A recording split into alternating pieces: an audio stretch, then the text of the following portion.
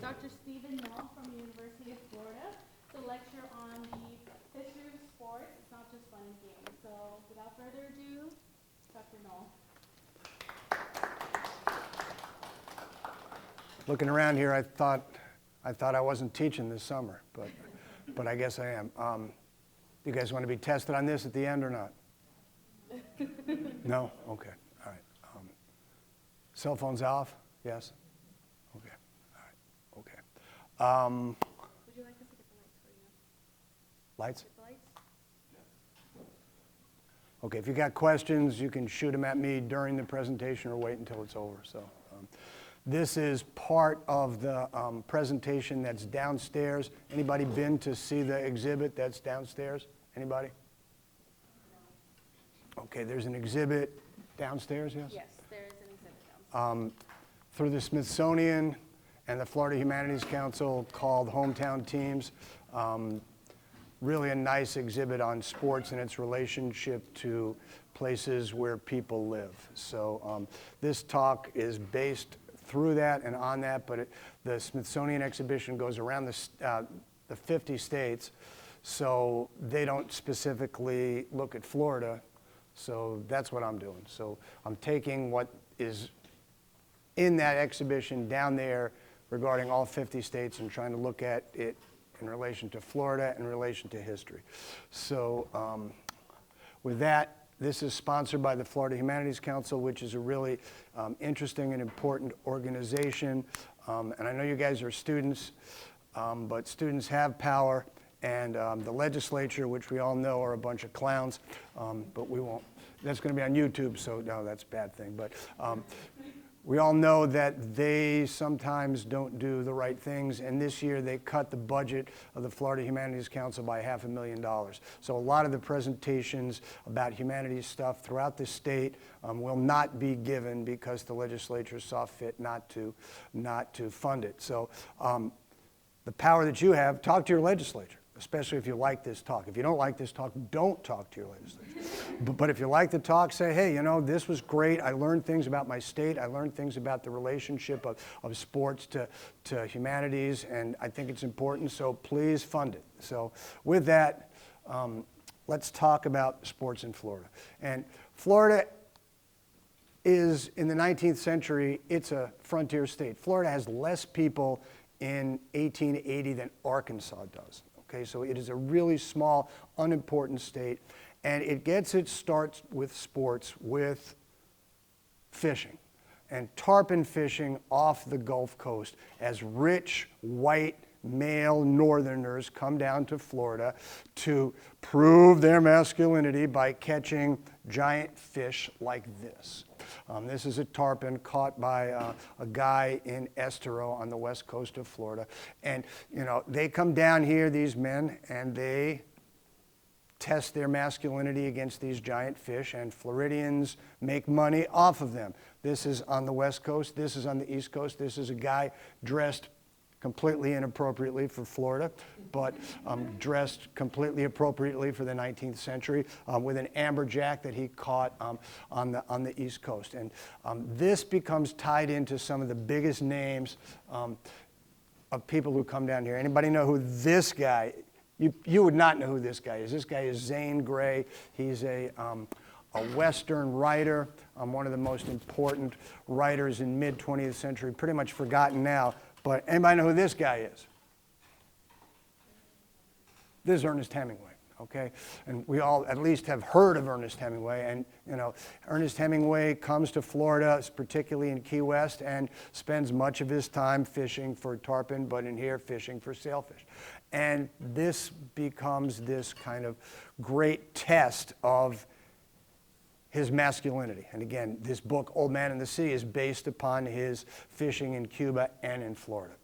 And this kind of morphs into golf. And golf, again, a sport for rich, white, male northerners who come down to Florida because it's nice and warm here. Now, anybody know who this guy is? That's Babe Ruth, okay? Babe Ruth, the most important baseball player in the 20th century America. He's playing at the Biltmore, which is in Miami, okay? And he's playing with, he's playing with Al Smith, who ran for president in 1928. So Florida and sports becomes associated with big, wealthy men. This is the first major golf tournament in Florida. Again, everybody dressed in their knickers. This is at the Ponte Vedra Club on the east coast of Florida. And this is a links course based upon the courses in Scotland that's up near Jacksonville. And this is how people advertise golf. This is Carl Fisher's golf course on Miami Beach, and this is his Elephant Rosie.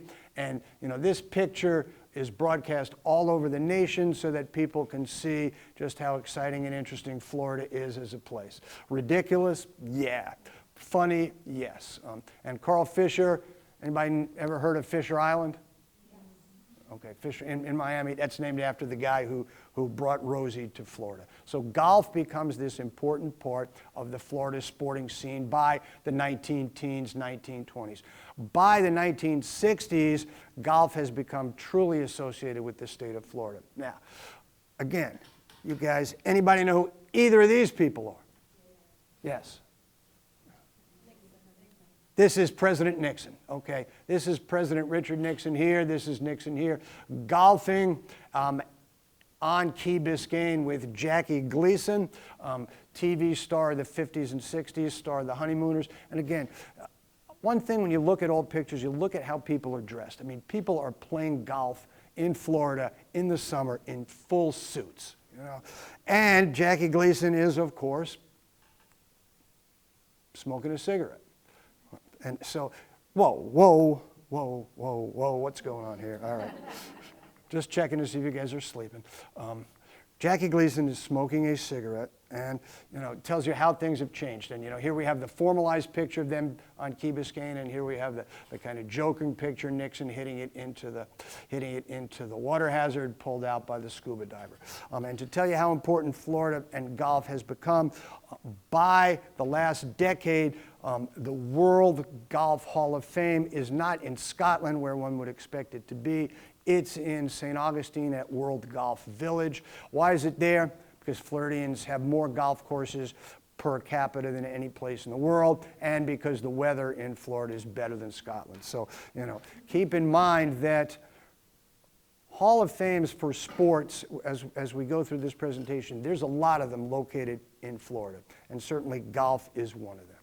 And when we talk about golf, we talked about its relationship to white, male, wealthy Northerners. Well, golf is also a sport that is increasingly played by middle-class African Americans in the 1930s, 1940s, 1950s. The problem is Florida is a state that is legally segregated, and African Americans cannot play on public golf courses because that's state law. So these are significant cases of where African Americans are suing both public institutions and private golf courses for the right to play golf. I mean, that may seem just really trivial. You should be suing to be able to go to school, to be able to sit on a bus. But for them, recreation and leisure is profoundly important. These are 25 cases. And of these 25 cases, 5 of them take place in Florida, more than in any other state. And again, it's because there are lots of golf courses in Florida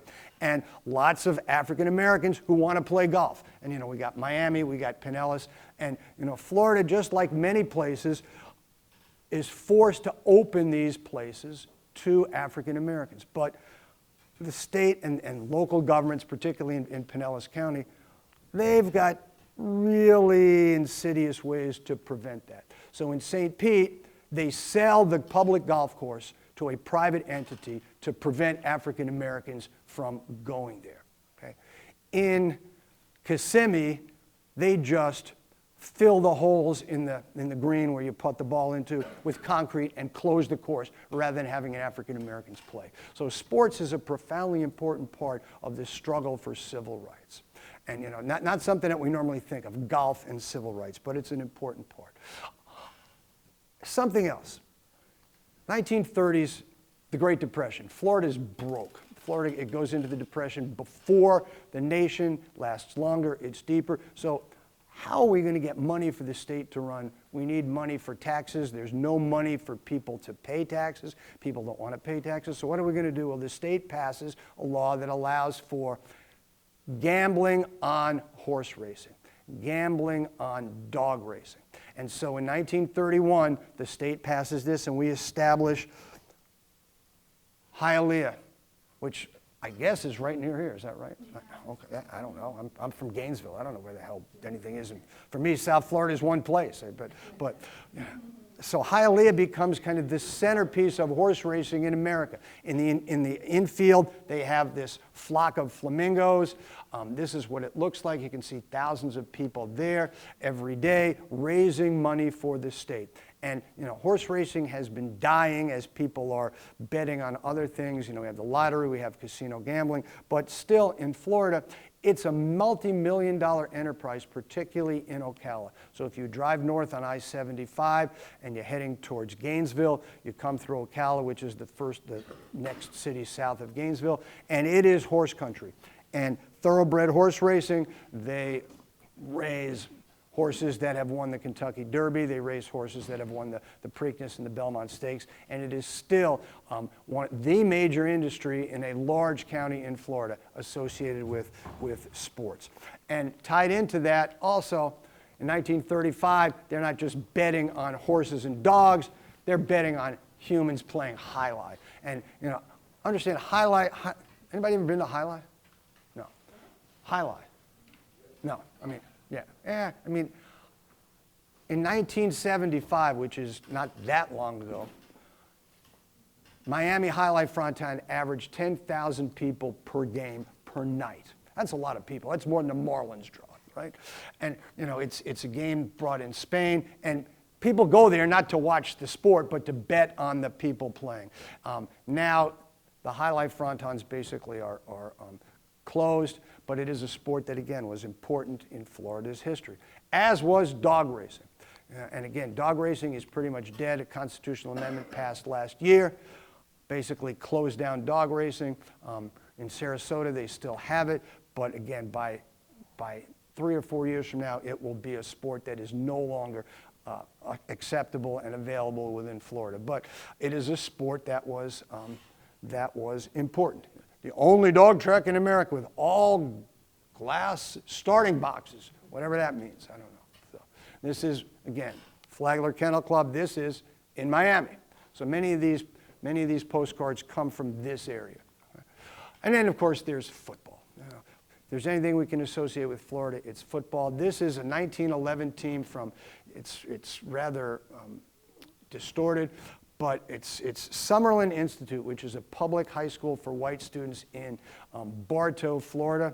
And one of the people who played on this team is a man named James Van Fleet, who, because today is June 6th, D-Day, James Van Fleet was an Army officer who served in D-Day in World War II, went to West Point after Summerlin Institute.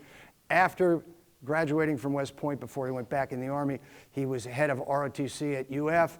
And to tell you how sports and the military are connected, while he was the head of ROTC at UF, he was also the football coach. So in 1922 and 1923, he coached UF's football team. They won 12 games, lost 3 in 2 years, and the building right next to the football stadium that houses ROTC on the UF campus is named after James Van Fleet. These are older, again, UF football teams. You can see this is FSC 02, Florida State College. This is when the University of Florida was in Tallahassee. We're not going to tell anybody this, but the big F here, so you can see all the way back. Before UF was even in Gainesville, they had a football team. This is the 1912 team.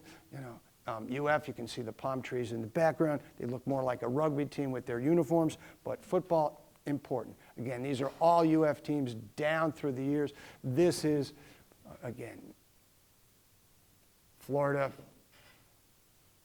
College. You can see beginning of helmets. And again, these are pretty distorted. This is an important picture, again, tying the relationship of football to war. Florida gets its real kickstart to be a modern state with World War II.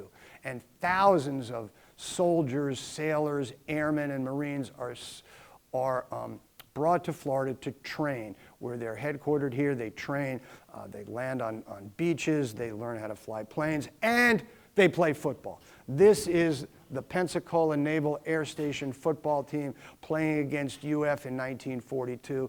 They kicked UF's butt because they had players from all over the country who were participating. And if you're a good football player, chances are maybe you wouldn't get to fly in combat. You could just play football for the air station. This is an important game. This is 1955, the Orange Bowl. We know where the Orange Bowl is, Miami. Okay. This game is important because it's the first game in the state of Florida in which a black person plays against a white person. Okay, this is the Orange Bowl, Duke versus Nebraska. Nebraska has a black player. There was thought of not even allowing the game to take place because, God forbid, we don't want black people playing against white people. But it began to break down the barriers of segregation within the state of Florida. Not yet UF, not yet FSU, not yet to have black players, but this is a start. And this is a Gainesville High School quarterback. This is his coach, Jim Nyblack. This is Eddie Mishan. 1966, he goes to Georgia Tech because UF, FSU, and will not offer him a scholarship. He ends up playing in bowl games. His coach, they're going to play a game against a team in South Carolina. And they drive up in these old rickety school buses from Gainesville to South Carolina to play the game. And this guy, Mishan, is the quarterback, black guy. They get to the stadium, and the South Carolinians see that there's a black guy playing quarterback. They tell him, get the hell out of here. We don't want you. Go home. So Nyblack says, all right, we're not playing. They turn around, and they're heading back to Gainesville. They get stopped by South Carolina police, state troopers who say, you know what, we're going to let you play. They come up there, and again, the first integrated game in South Carolina played by a Gainesville High School quarterback. And this guy is in the Florida High School Hall of Fame for his using Mishan and willing to take the chance to have a black person play, not just football, but play quarterback. These are the first black players at the University of Florida and at This is Leonard George and Willie Jackson. They went to all black high schools in Florida. Okay. Willie Jackson goes to Sarasota Booker. Ron Bellamy goes to Lincoln High School in Bradenton. And you know, these guys, not only do they have to be good on the field, they have to be role models because they have everybody looking out for him. And not only is Ron Bellamy the first black person to play for the University of Miami, he becomes the first black person to become the student body president of the University of Miami in 1971. So this connectivity between sports and race is profoundly important. And then there's this craziness. This is the Orange Bowl. Okay, we talk about hometown teams and how, you know, we have mascots and everything else. In the 1985 Orange Bowl, University of Oklahoma is playing University of Washington in the old Orange Bowl, downtown Miami, and Oklahoma kicks a field goal. The Sooner schooner comes running out on the field with the horses in the middle of the game to celebrate the thing. Oklahoma is penalized twice. The field goal is taken off the board. They lose the game because these jokers were out on the field. So talking about how crazy fans can be, this is an iconic moment in Orange Bowl history. And of course, you know, this stuff happens here in Florida. You know, Gators, old Gator team, through all the years, right? Seminoles, through all the years. Bobby Bowden. There he is, looking like he always does, like he's half dead, okay? There's the U, okay? I'm gonna do this, U, all right, there's the U, upholding the legacy, although not so good lately, right? And then there's the national champions, UCF. You realize that if anybody want to transfer to UCF, that their police cars actually have on the side of their cars, UCF national champions. Crazy, crazy. 7 high school Heisman Trophy winners from the state of Florida, all quarterbacks. Anybody know any of these people? Okay, all right, just wait. Steve Spurrier, UF. Vinny Testaverde, UM. Gino Torretta, UM. Charlie Ward, FSU. Danny Werfel, UF. Chris Winkie, FSU. See, this is wonderful that you don't know Tim Tebow. That makes me so happy. Now we know this guy, Jameis Winston, FSU. Okay, so all these people, black and white, but all of them play quarterback. But the most important person in Florida sports football history is not at UF, it's not at UM, it's not at FSU, it's not even at UCF. It's at FAMU, at FAMU. This is FAMU. This is Jake Gaither. All right. This is Jake Gaither. Jake Gaither coached at FAMU from 1945 to 1969, 204 wins, 5 national championships, black college national championships, because they weren't able to participate. And, his teams with minuscule budgets, with terrible practice facilities, never had the opportunity to play against the big boys, UM, UF, FSU. They probably could have beaten them all. Okay, so and this guy not only had to coach these people, he had to have them navigate the world of Jim Crow segregation, and at a time in which the civil rights movement was working. Here he is again, and this is a player from his last team, a man named Glenn Edwards, who played on the Pittsburgh Steelers and was on 2 national Super Bowl champion Steelers teams. So this is an amazing guy.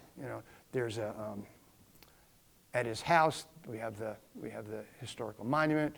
At his house we have all this stuff and the obligatory rattler, because it's Go FAMU Rattlers, orange and green. So this guy, when you talk about role models and you talk about the importance of sports, this man in the 20th century, to me, outshines anybody in the state of Florida. And then 1966, pro football comes to Florida. And pro football can't come to Florida until segregation begins to fall away, because you're going to have black and white players playing on the same team. So not only do we have black and white players playing on the same team, we got Dolphins. And the old Orange Bowl used to have a tank in the end zone, behind the end zone. So if you kick a field goal through the goalposts, it goes into the tank, and the Dolphin will catch the football. Crazy. Imagine that today. Wouldn't happen. 10 years later, Tampa Bay Bucks with their horrific popsicle uniforms, and one of the great lines of all time, Coach John McKay. His team lost like 18 games in a row, and they said, "Well, what do you think of your team's execution today?" And he said, "I'm in favor of it." So it's just crazy stuff. Jaguars, 1994. So 3 pro teams telling us how important football is to Florida, and how important Florida is to football. When you talk about the Super Bowl wasn't important until Super Bowl III in Miami, the New York Jets beating the Baltimore Colts. And, there's the iconic picture of Namath throwing, but the more iconic picture of Joe Namath having a news conference outside the pool, dressed in his bathing suit, just sitting there in the Miami sun, talking about how he's going to guarantee that the Jets are going to win. The Jets do win as big underdogs, and the Super Bowl becomes this iconic event in American culture. And Florida has more Super Bowls, 15, than any other state. And 2 of the next 3 are going to be here too. So important stuff. And, this picture, this is the old Orange Bowl. This is Super Bowl V, Colts beating the Cowboys. And, again, people in New York in January see this stuff and say, I want to come to Florida. But understand that it's not just all about fun and games. In 1989, Super Bowl 22 was nearly canceled because of rioting in Miami. Why are people rioting in Miami? Same reason people are rioting all over. White cop shoots black motorist. White cop gets off. Black people expressed their frustrations by going out into the streets. Scary for white America because this was right around the Super Bowl and it was right near the Super Bowl. So Governor Graham has to call out the National Guard to prevent the Super Bowl from being stopped.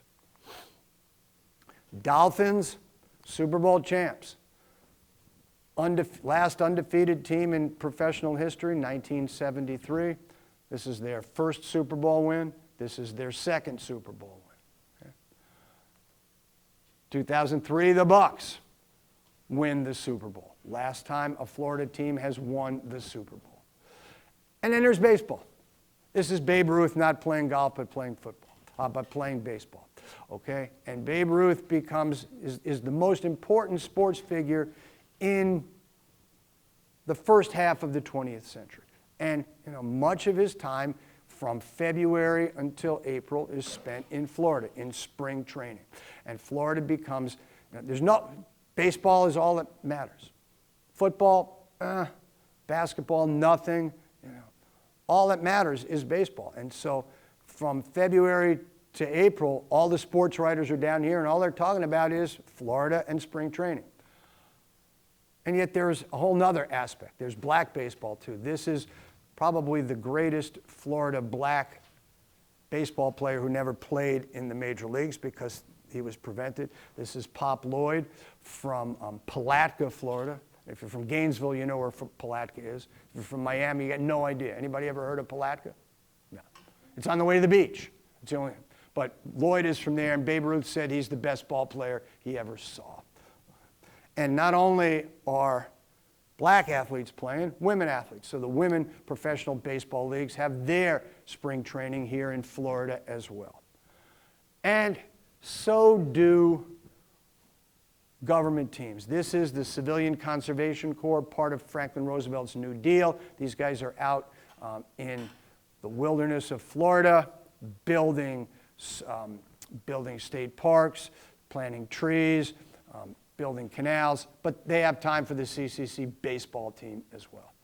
And if you're working somewhere, chances are you're going to be playing on a baseball team for that organization. This is the Jacksonville Redcaps, a team of African American waiters called Redcaps because that's what they wore on their job. So they're playing, and they play against teams from other hotels, from other organizations, black and white. And in Tampa, baseball is about Hispanic players. And Al Lopez is the grandfather of Tampa Hispanic baseball. And so we have this relationship. The game comes to Cuba, the game goes to Cuba, back and forth. And so the relationship of Cuba to baseball is not necessarily started in Miami, but it started in Tampa. And Miami had its minor league team too. And you guys, I asked this question, but you guys have no idea. No one knows, even if I tell you who it is, you don't know. This is Hall of Famer Jim Palmer for the Baltimore Orioles playing minor league ball for the Miami Marlins in the early 1960s. The sad thing is the minor league Marlins probably draw at least as much as the major league Marlins today. Each city has its own team too, tied in with the hometown team sports exhibit. This is the Gainesville G-Men, who semi-pro, so they maybe got paid for travel and meals. Worked their regular job and then played ball in the afternoon or at night. Again, local teams. These are the great names. These are people from Tampa, and the nickname of this Tampa team is the Tampa Smokers because of the Tampa cigar factories. This is an oil company team in Tampa as well. These are all kind of semi-pro teams. But this is minor league baseball and spring training. This is the most important field in Florida, and we'll talk about why in a minute. Spring training in Sarasota, spring training in St. Pete, spring training in St. Pete, spring training in Clearwater. As all baseball teams would come down here for those months, stands would be packed, people would come, again, all white, until 1947. That field that we saw earlier on that island, that City Island field now called Jackie Robinson Stadium in Daytona Beach, the first place where African Americans and white players played since the 1890s. I'm sorry, the 1880s. And important, this statue is out in front of this stadium. This is Ed Charles, who watched Jackie Robinson play there as a young boy. He ended up playing on the Miracle Mets 50 years ago, 1969. You guys might know that 50 years ago, it was the landing on the moon, right? That wasn't half as amazing as the Mets winning the pennant in 1969 with this guy on the team. This is what he has to say about watching Jackie Robinson play ball. Everybody in our part of town wanted to see him. In our part of town, he's talking about Blackpark. Old people, small children, invalids, and town drunks. Some were on crutches, some people clutched the arms of friends, walking slowly to the ballpark to sit in the segregated section. We watched him play that day and finally believed what we had read in the papers, that one of us was out there on the ball field. When spring training was over, we kids followed Jackie and walked with his teammates down to the train station. And when the train pulled out, we ran onto the tracks, listening for the sound as far as we could. And when we finally couldn't hear it, we ran some more and finally snapped and put our ears to the tracks so we could feel the vibration of the train carrying Jackie Robinson. We wanted to be a part of him as long as we could. That tells you how important that moment was for people like Ed Charles and others playing baseball. This is another Floridian. This is Jim Mudcat Grant from a place called La Cucci, which is in the middle of nowhere. It's in Pasco County. And he too was excited by Jackie Robinson's presence in Florida, became an all-star pitcher for the Minnesota Twins and participated in the 1965 World Series. He's still alive. When this exhibit downstairs was in Dade City, which is in Pasco County, he was not there, but his twin sister was there, and I got a chance to meet her. It was fascinatingly wonderful. She's like 85 years old, and she just retired from driving a school bus for Pasco County, which I don't know whether that's good or not, but these are Miami people now and recently in the major leagues. Anybody know any of these people? This is Alex Rodriguez. This is Manny Machado. This is Charles Johnson, played for and also for the Miami Marlins. This is Alex Cora, manager of the Boston Red Sox when they just won the World Series last year. 1997, the Miami Marlins win the World Series 4 years after they started as a professional team. By that time, they were called the Florida Marlins. 2003, the Florida Marlins beat the New York Yankees in the World Series. Last time the Marlins were in the series. And then there's this team in Tampa playing in this amazingly pathetic stadium in St. Pete, the Tampa Bay, originally the Devil Rays, now the Rays, still playing in St. Pete. Soccer. The major game in the mid-'70s in Tampa was the Tampa Bay Rowdies. You can tell it's the mid-'70s. Check out the hair. Check out the mustaches. Rowdies are still around playing in a minor league soccer. And then, of course, there's a team that has nothing to do with Florida, except they are here, the Florida Panthers. Hockey. Who would have thought that you could have a professional hockey team in the state of Florida? The Panthers and the Lightning, both of which exist still today. And then individuals. This is Bob Hayes. Bob Hayes played football for Jake Gaither at FAMU. He's he's from Jacksonville High School, went to FAMU, played professionally for the Dallas Cowboys. He's the only man to win a Super Bowl and an Olympic gold medal.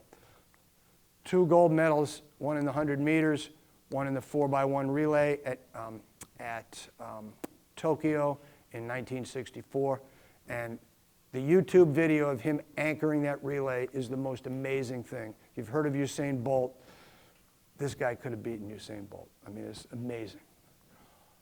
And this is Houston McTeer. So in the mid-1970s, this guy from the middle of nowhere, from Baker, Florida, in the Panhandle, a town of like 400 people, runs the 100 meters in 9.8 8 seconds. Unbelievable. Basically running in, this is the first meet, this is at Florida Relays. This is the first meet he ran with real track shoes. Mostly too poor to even have that. He run in cutoff shorts and sneakers, and people just couldn't believe how fast he was. But he was like a meteor. He ran, he got into taken advantage of by unscrupulous agents, and by the late 1970s, early 1980s, he disappeared from the running scene. Women too. This is a poster from Florida State College for Women when FSU was just female. Women doing all the sports that men were involved in. That's in Tallahassee, as is this. Women Bowling League, 1950. Just great stuff. Stetson College. Women playing basketball, looking like in their graduation gowns, but there they are playing basketball in 1900.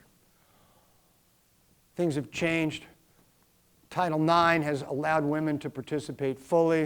UF softball won the national championship 2014, 2015. FSU won the national championship 2018. Okay? UF was in the World Series this year. FSU just missed being in there by 1 game. So you can see how things have changed from this to this in the span of a century. FAMU women's team. You can see the uniforms are getting a little more appropriate for playing sports.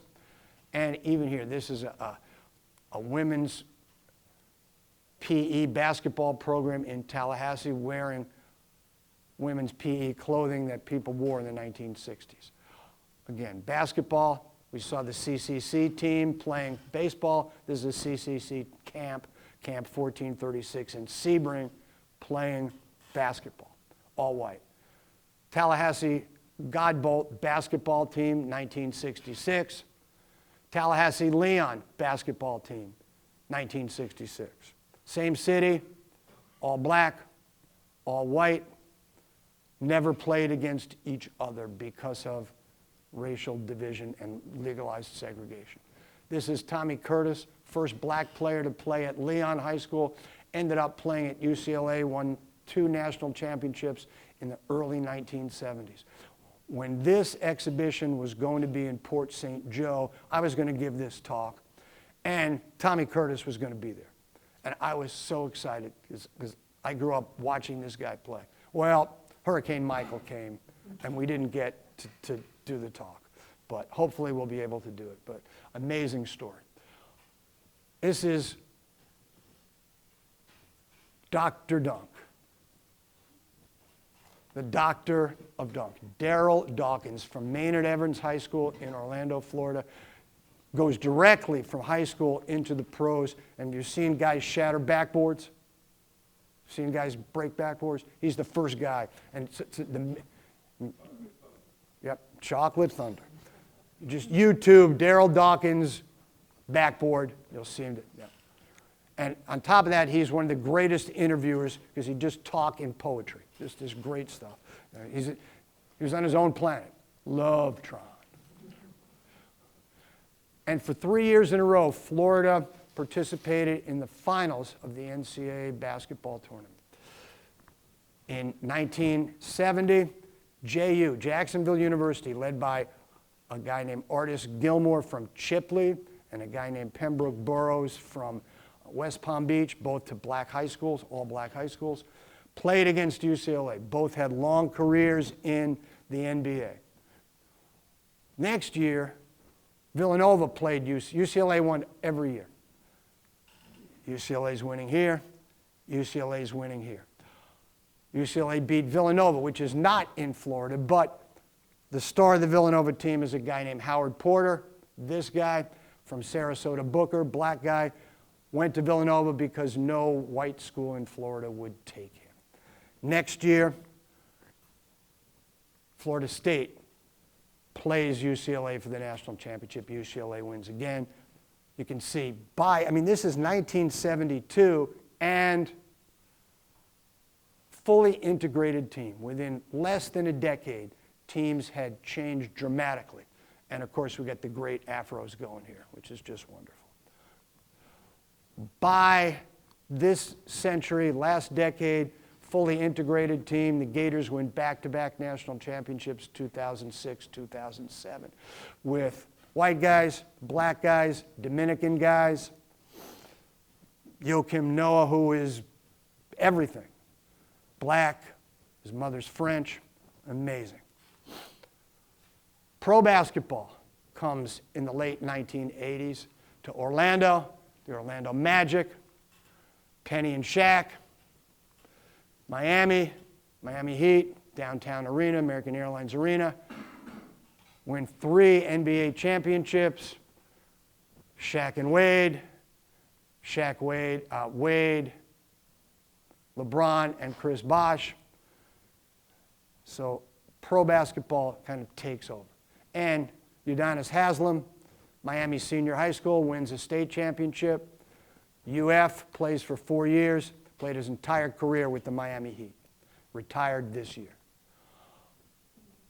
Anybody know who this is? Okay, this is Muhammad Ali. Before he's Muhammad Ali. He wins the heavyweight championship of the world in Miami in February of 1964 as Cassius Clay, beating Sonny Liston. This is at the Miami Sports Arena. And what? The Phantom Punch. Yep, that's right. You know, did he ever hit him? We're not sure. You know, but one reason why Cassius Clay becomes Muhammad Ali is because he understands the plight of African Americans in Florida. And at some level, it's because, not just in the United States, but in Florida in particular, he is training here before this fight. He goes into Burdines. We don't know what Burdines is. Anybody? If you're old enough, you know what Burdines is. It's a department store. And he goes to try on a shirt. He is not allowed to try on a shirt because he's black. Okay? And at some level, that solidifies his vision that you can't be anything but a black Muslim in America. And certainly, African-American sports are profoundly important. This is, you know, we talk about the rivalry games. UF, FSU, FIU, FAU, UCF, USF. This is at maybe the most interesting rivalry game of all. Bethune-Cookman against FAMU. And it's important because people go there not just to watch a game, but to be seen and also to see the bands. You know, the bands are what's there. So people dressed up like this in the stands. Black football players. This is a state championship team from 1960s. This is important. Just look at the year. From Fort Lauderdale, okay? From Fort Lauderdale. So we'll just, from Dillard High School, Fort Lauderdale. So just keep that in mind as we move this along. Why is this picture here? What the hell's going on in this picture? It's a black guy with a rabbit. It is a migrant worker, young man from the cane fields of western Palm Beach County in a place called Belglade. And Belglade has produced more football players per capita than any place. And one reason they say they're so good is because when they light the cane fields on fire to burn out the old cane to get it ready for next year, the rabbits run, and these guys chase them down, chasing rabbits like this, not for fun, but because they need the rabbits to eat. And it becomes, again, an incredibly important football game, the Muck Bowl. Glade Central versus Pahokee. And, you know, high school, look at this. These are rings from high school football games to tell you how important this game is. You know, this is, again, last year's victory. Glade Central wins, okay? Black people playing tennis.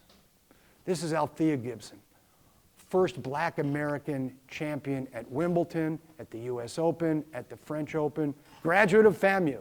Okay? So her association with Florida is profoundly important. And women's tennis. Women's tennis exemplified in Florida by Chris Evert, who moves to Florida in that great boom after World War II with her daddy, with her family, and becomes the face of American female tennis in the 1970s as she wins 18 Grand Slam events. And she's still the face of women's tennis in South Florida. And the running boom. People here run? You guys run? Anybody run? Nah? Okay, it's too damn hot. Okay. Well, if you run, the running boom starts in Florida. They start with the Florida Track Club at UF, which is still around.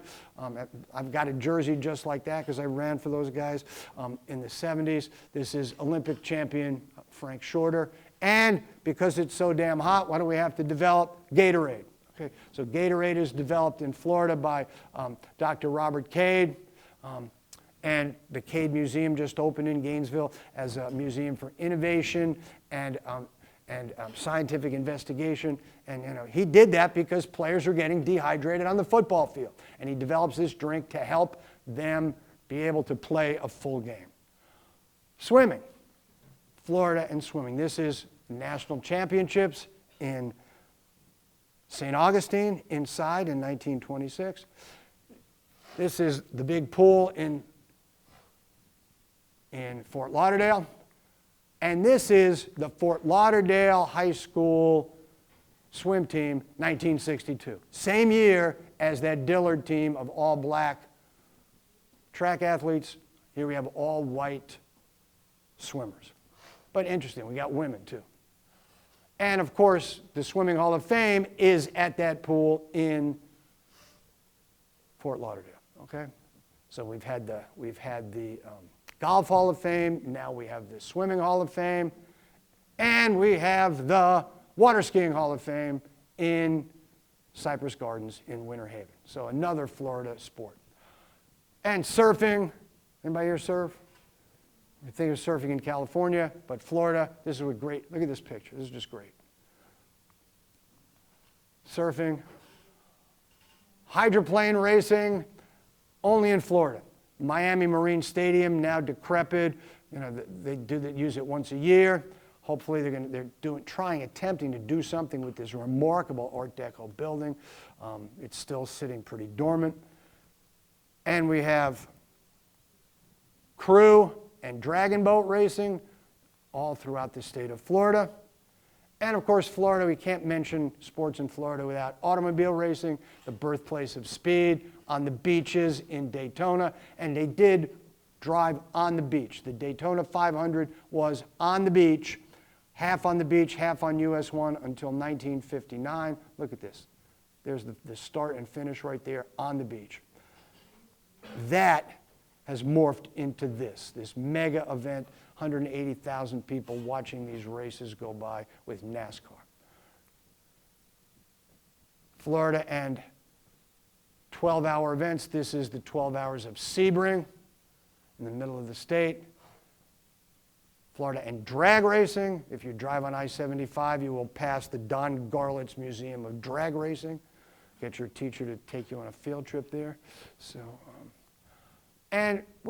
this is maybe 10 miles from the Daytona Speedway, dirt track in Barberville. People doing this because they love to race, not because they're making millions of dollars. Youth baseball. Little League World Series, youth baseball Tampa. Some of the best baseball players in the major leagues came out of this youth league team. And what this tells us is sports are not just about professionals, but about youth as well. And not just about quote-unquote normal youth, but about special needs youth. This is a game in Gainesville in which special needs students are playing against regular students in a middle school. Hard to tell who's who, and I'm not going to tell you who's who here, but that's what's going on. And Special Olympics in Florida, these people are just as much as part of the sports scene as professional athletes. As are these people, old people, playing what? We know what they're playing? What are they playing? No, pickleball. Yeah, they're playing pickleball, which has taken over the world. And old people used to play shuffleboard at these great courts in St. Pete. Now they play pickleball. And Floridians from all over. Again, Pat Summerall from Lake City, white, two Lake City professional players today, Timmy Jernigan and Laramie Tunstall, showing the remarkable diversity of this state and its athletes. We're getting to the end here, so this is to me the last pictures are the most important. These are two of the top 50 football players of the 20th century as voted by the Florida High School Athletic Association. They played at the same time. This is Nick Caceres, went to Tampa Jefferson and played at UF, then played for the Chicago Bears. This is Willie Gallimore, went to FAMU, played for Jake Gaither, went to St. Augustine Excelsior High School, played for the Chicago Bears. Same time. They never played against each other. They never met each other until they played on the same team in Chicago when they won the NFL championship in 1963. So this tells us how sports can really work together to make a better society. And this is about hometown sports, okay? Dwyer, a team from Broward County. Football, this is a volleyball team losing. This is maybe the most important high school wrestling team in the entire state. Brandon, they won like 236 matches in a row. This is Friday night in Vernon, Florida, which I'm sure no one's ever heard of. It's in the Panhandle. The whole town closes down as people go to watch the Jackets play. This is Maurice Spates, UF, Golden State Warriors, and St. Pete. But this is the best picture. What is this? It's a hockey team. It's a hockey team, right? From where? What? It is Florida. SD. SD. What's SD stand for? No? Stoneman Douglas. This is the hockey team from Marjorie Stoneman Douglas High School that won the state hockey championships in a big upset the same year, just after the massacre in Parkland at the high school. And if you don't believe in karma, how many people are on this team? 17. How many people died in the massacre? 17. And so they all donated their medals to the school. 17, one for each of the people who died. And that's why sports matters. And that's why sports is important. All right, thank you.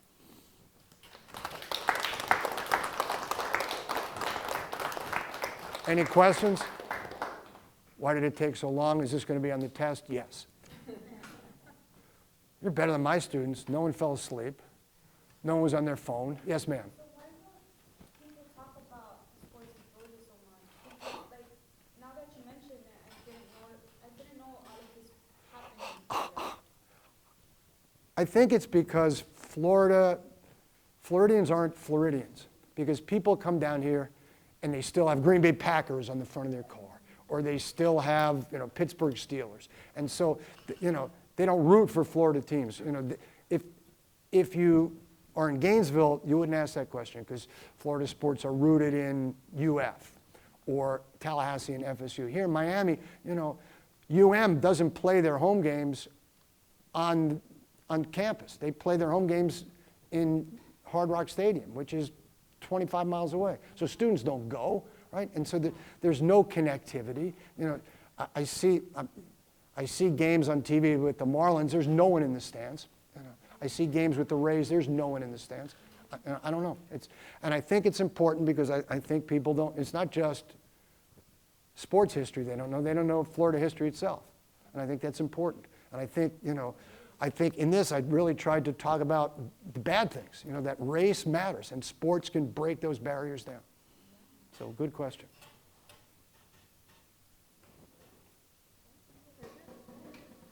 I like your hair. I like your hat. I like your lecture. Oh, good. Thank you, guys. I know you had to come here, but if you didn't come, I'd been talking to my wife. So she's heard this. She's heard this before. So I know it is good.